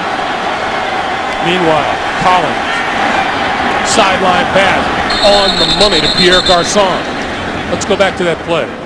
Well, when Gary has intercepted the pass and is running upfield, he is going to get caught up in a whole giant group right here. And that's Mike Breisel, 65, who goes low. And then Gary lands really awkwardly. You see his left arm is caught underneath there. And I don't know if it was a case of something, hopefully it was in his upper body. You always worry about a knee or an ankle, but the way he walked off, I don't think it was in the lower extremity. Colts now at their own 48 on first down. Here is a dive, and a dive with a couple of yards to midfield. And J.J. Watt in on the stop. Yeah, you can see the doctor's got his hand up there under the shoulder pad looking at Brackett's left shoulder.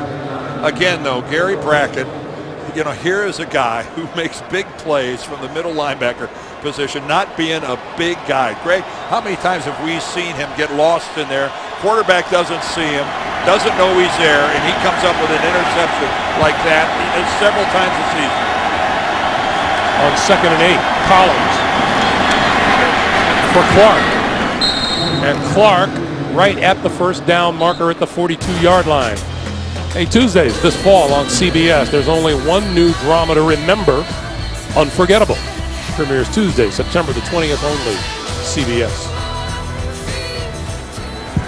Don't forget that, man. I will not. Anxious to see it. A little short yardage situation here. Can this offensive line of the Colts muscle up? Get a little movement. DeLon Carter is into the backfield for this 3rd and about half a yard. Gronkowski is there with him. The give is to Carter, and he has the first down. Close to the 40-yard line. Dan, this is the time.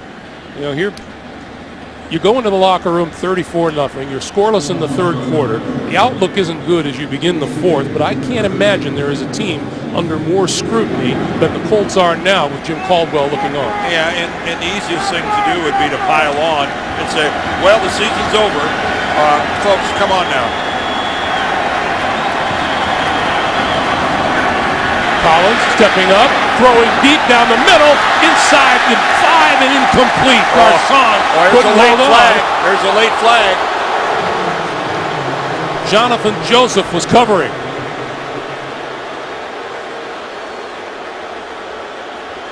Are we going to have a hit on a defenseless receiver?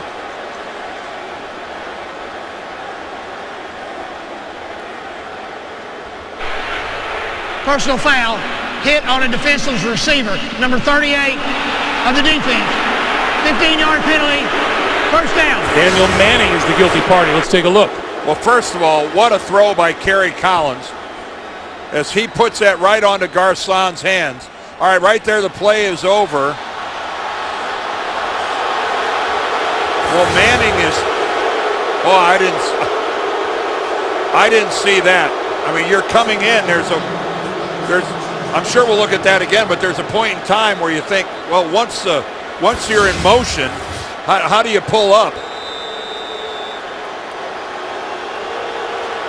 It's not a blow to the head. Well, I don't see it there. I mean, I'm all for it. A defenseless receiver needs to be protected, but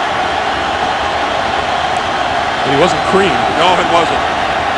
Collins On the move and throws it away. That ended up in the second row as we check in with James Brown in New York City. JB. Greg, it's good to hear you and Dan as well. Let's go to Boomer talking about Chicago. How about Brian Urlacher right here? Matt Ryan's going to put the ball on the ground. He's going to come through and scoop it up, and he's going to take it in for 6. And I mean, the Bears are all over the Falcons, 30-6. Not many folks talked about the Bears preseason, but they're doing it there. Greg and Dan. All right, JB and Boomer, thank you so much. Well, Second and 10. I wouldn't write the Falcons off as their season being over either. A dive. Inside the 20 to the 19-yard line. Brian Cushing and D'Amico Ryans combining for the tackle. Well, you say it's a positive for the Colts that the penalty was called on Manning and they moved the football down the field. But the biggest positive of that play, I thought, was the throw from Kerry Collins. I mean, he on the money. Right down the middle of the field, right onto the hands of Pierre Garçon.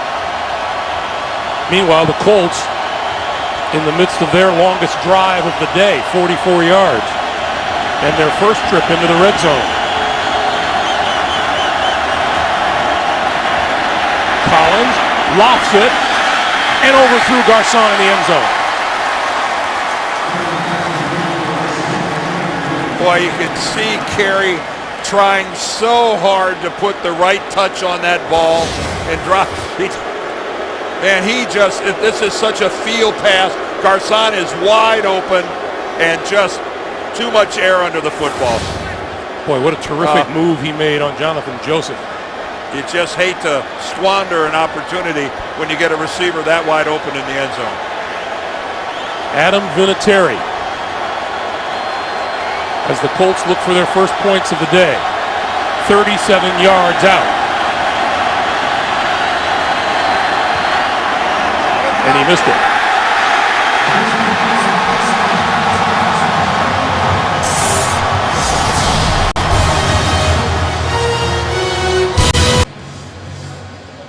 Downtown Houston, Texas. From the MetLife Blimp, providing today's aerial coverage here in Houston. 10:39 to play, fourth quarter. On first down, the pitch for Tate. Trying to turn the corner. Lost the football. Picked up by Angerer. And Angerer to about the 12. So the Colts miss the field goal and get it right back on the turnover. Well, it's not Tate's rookie year, technically, but it is in terms of playing. And this is just not, he's carrying the football away from his body. You can see how he's not keeping it high and tight. And Pat Anger, the ball one-hops right to him and makes the play. But that's just a little bit of a disregard for the football by a youngster in Ben Tate, and that's a pretty fast way to the sidelines. Angerer took the stiff arm. Jacob Lacey made the hit that shook the ball loose, and Angerer was there to pick it up. So Collins and the Colts now at the Houston 13.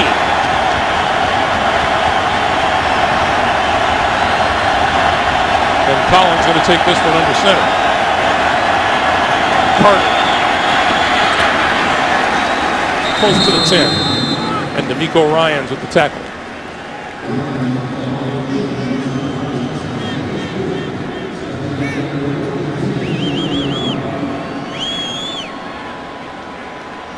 These Colts have to go back a long ways to remember their last shutout.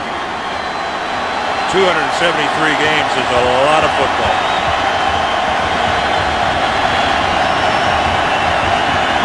Second and 8.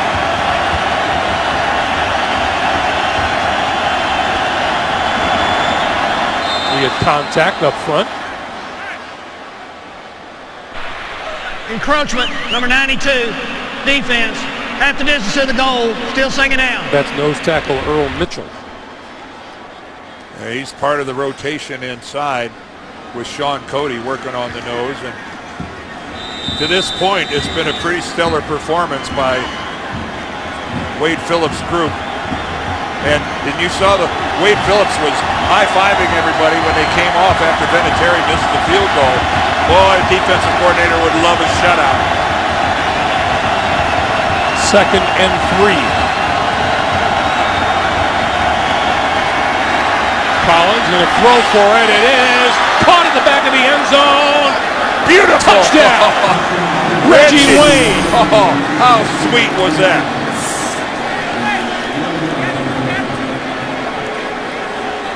You just try to build on anything. And there again, we're seeing some good throws from Kerry Collins. And this is why Reggie Wayne is Reggie Wayne. Falling backwards. Look at that spiral. Look at Reggie Wayne get up. We've got possession and we tap the feet. That is spectacular. But again, that throw from Kerry Collins, he is falling backwards.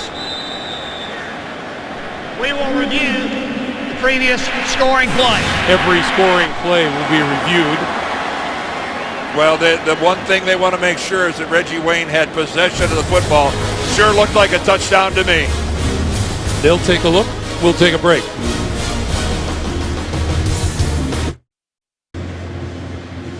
A look from behind as Reggie Wayne elevates. He snares it with his After reviewing the right play, hand. the ruling on the field is confirmed. The receiver had 2 feet down in the end zone and maintained possession. It is a touchdown. And well, Walt Coleman just confirms what was really readily apparent to everyone at first glance. I know that every scoring replay is confirmed, but reviewed, but it can be reviewed up in the booth and warranted that the referee doesn't have to come over and go under the hood. That, in my mind, looked like one of those situations. That was pretty clear cut that Reggie Wayne had possession and both feet. 3 feet down. He got the right foot down again. At first glance, and it didn't change.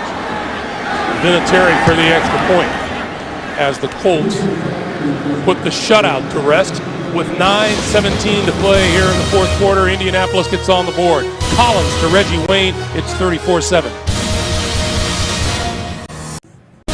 The NFL on CBS is sponsored by FedEx. We understand you need reliable shipping solutions. FedEx. Sprint. All together now. And by Dodge. Visit your local Dodge dealer today.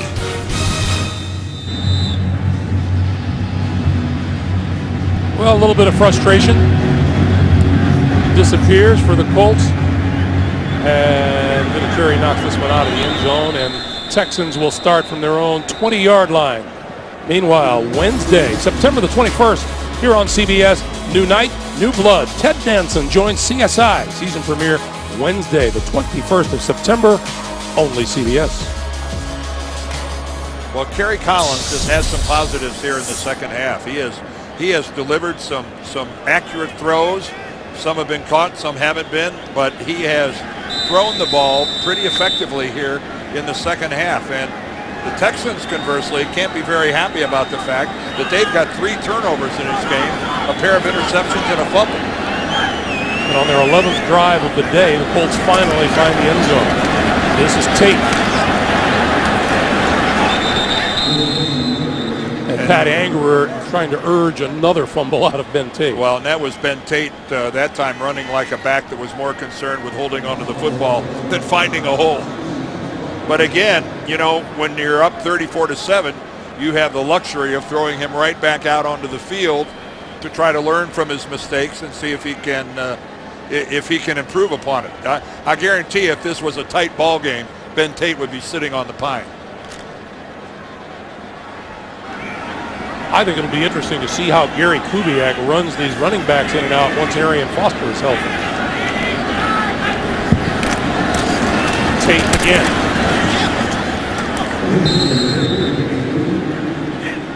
To the 20. And it'll be 3rd and 10. But you talk about riches. Gary Kubiak has some backs to deal in and out of there. Yeah, he really does. So the question, everybody down here wants to know is when is Arian Foster going to come back? He appeared by everybody looking at it that he's very close. You wonder if this was a must-win game if he'd have played. I think a very smart decision though not to play him with it and run the risk of it being season long. This is Tate. And Tate will be pulled up at about the 26-yard line. Well, Dan, there's no question now that Gary Kubiak's answer is certainly going to be when I know he's good and healthy, because from what he's seen today, he can afford to wait. Yes, and he knew that coming in. He knew that coming in that he had a lot of guys. And again, the confidence in Derek Ward, I think, was really the top of the list in terms of sitting Foster. But again, you know, Foster hurt this hamstring in early August, came back, and then tweaked it in the third preseason game against the 49ers. So you don't want that tweaking to be a season-long deal. Hartman's kick, a high floater, fair catch ball for by Gerard Powers and made at the 39-yard line. So Foster involved in both tweeting and tweaking. Now that's bad. Back at Reliance Stadium in Houston on first down. Collins with time, over the middle, wide open. He hits his man inside the 30, and Reggie Wayne racking up more receiving yardage.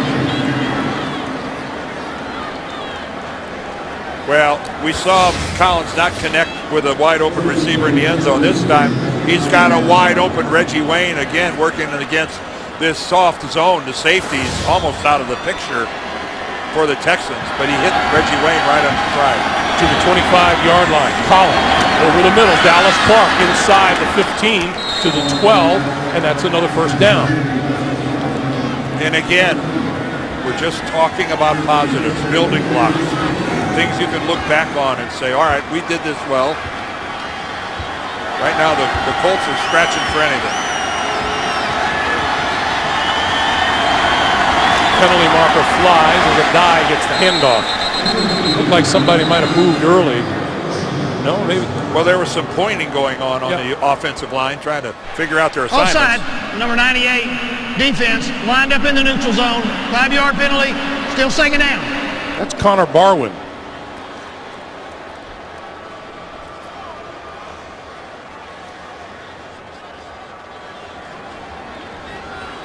Well, again, we talked about building.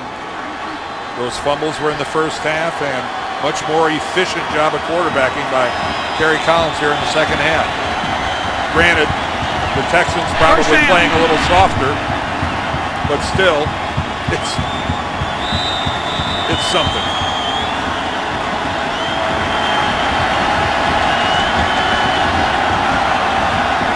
On 1st and 5. Collins throws it over the middle, tipped incomplete. Tipped by Bryce McCain. Oh, and that was just good coverage by McCain. He wasn't playing the receiver, he was playing the quarterback in the football and able to get up and knock it away. So it'll be 2nd and 5. 5:44 to play in the 4th.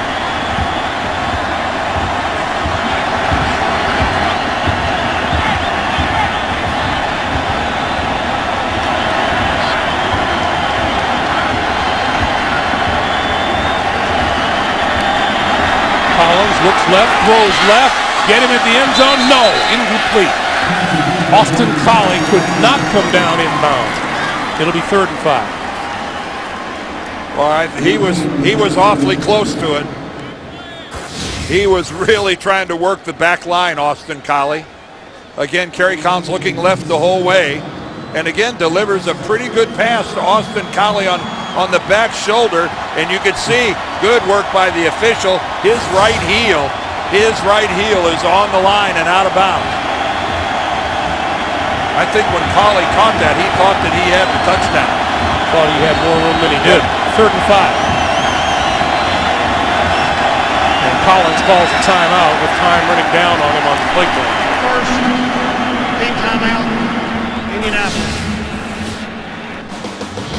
So here's the pass that Austin Collie just missed a touchdown. When we come back, we'll see if they get one. The NFL on CBS is sponsored by Subway Restaurants. Try the new Oven Crisp Chicken Sandwich today. And by Drive, starring Ryan Gosling. In theaters Friday. There are no clean getaways. 3rd and 5 for Collins and the Colts from the Texans 7. Collins under pressure and goes down. Mario Williams.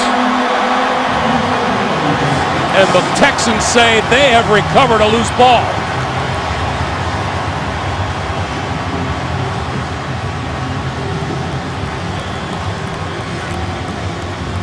And the officials trying to get to the bottom of it.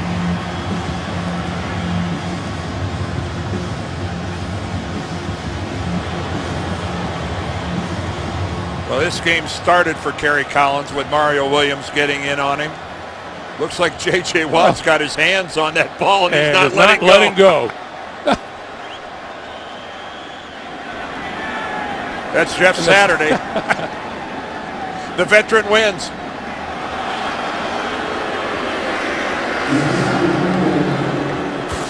Well, that was the old and the young of it. Dan. Again, coming from the right, here comes Williams, number 90. Again, Dallas Clark is given the responsibility of trying to pass block Mario Williams. And that is, whoa, I just can't begin to tell you what a terrible mismatch that is. That Dallas, you can see he's very little resistance. That's a blocking scheme, Greg, that just doesn't make sense to me. But Dan, as an outsider, it can't be pretty at the bottom of a pile. No. It's very claustrophobic, to tell you the truth. I'm sure it is. 4th and 14. And here comes the blitz. Collins for the corner of the end zone. It is incomplete. Reggie Wayne, the intended receiver, covered by Kareem Jackson. Well, I would say that this defensive unit of the Texans is buying into Wade Phillips and the way that he likes to play this 3-4 and the opportunities that it gives his outside rushers. And, you know, he's had a number of them over the years, and I'm sure that's what he's told Mario Williams and Connor Barwin, that, hey, guys, I'm telling you, this defense, we're coming. We're bringing it, and you guys are going to be a big part of it.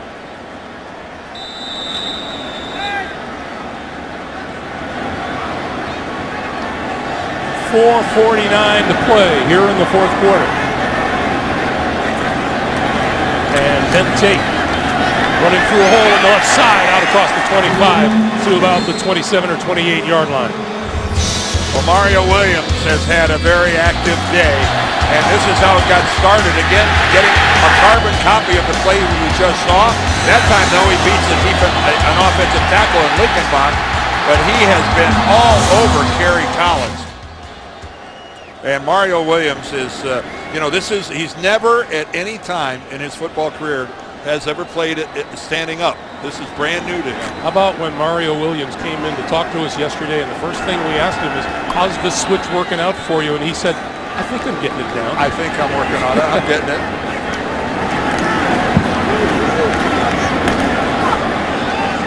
Ben Tate across the 30 to the 32-yard line, and Tate now with 107 yards rushing on the day. I was talking about playing outside linebacker for Wade Phillips, and most recently when he was the head coach of the Cowboys, DeMarcus Ware, I think we're all aware of that, but Sean Merriman with the Chargers, look at that, 17 sacks. Bryce Popp back with the Buffalo Bills, 17 and a half in 95. Simon Fletcher, and this is a short list. We've got other guys in there that have really been the beneficiaries. It's not a complicated defense, but it's an aggressive use of the 3-4. And Mario Williams feels like he could fit right into that group. This is Tate building up some more yardage. Pat Angerer with the stop. Well, I can guarantee you one thing. When teams start looking at playing the Texans, down their schedule, they're going to start looking at one thing, and what part of it's going to be, we can't block Mario Williams with a tight end. We've got to put a big guy. We used to have an expression, it's the bigs on the bigs. And, he's a guy that's going to have an offensive tackle or one of those 275-pound tight ends trying to block him. 3rd and 3. Tate again with a first down to the 39. Ben Tate is wrapping up that football like a Woody Hayes fullback. He has got that baby secured. In the back of his mind, he's thinking, Okay, if he doesn't know it, he's up over 100 yards. But what are they going to talk to him about all day Monday? It's all that matters. He put the ball on the ground. It negates a lot of good things when you put the ball on the ground. But, Coach, I had 116 and a touch. You put the ball on the ground. Yeah. 2 minutes to play here in Houston. It has been a heck of a day for Gary Kubiak and the Houston Texans. 34-7. We are coming back to Reliance Stadium with the last 2 minutes right after this. Last 2 minutes here at Reliance Stadium in Houston. And that's the Texans' game plan for the rest of this day. You don't see that every day.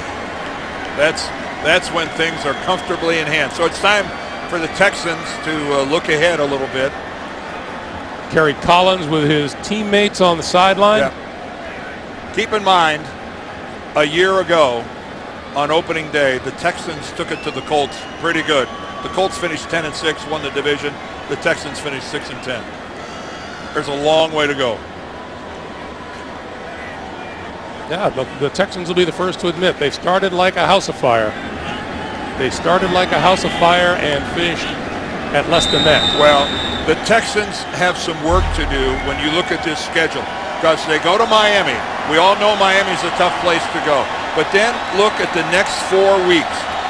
At New Orleans, home against Pittsburgh, Oakland in between, but then at Baltimore. New Orleans, Pittsburgh, and Baltimore. Those are 3 of the best half-dozen teams in the National Football League, and the Texans have to play them in a 4-week span.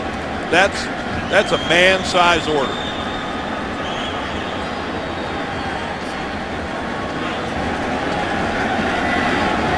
And one more knee will do it for Matt Schaub and the Houston Texans. A year ago, they knocked off the Colts 34-24 on opening day. They come up with a 34-7 win this afternoon. It started early. Turnovers didn't help. Kerry Collins and the Colts come up short. The final score, 34-7 Texans. For Dan Deerdorf and for the rest of our crew, Greg Gumbel saying so long from Houston.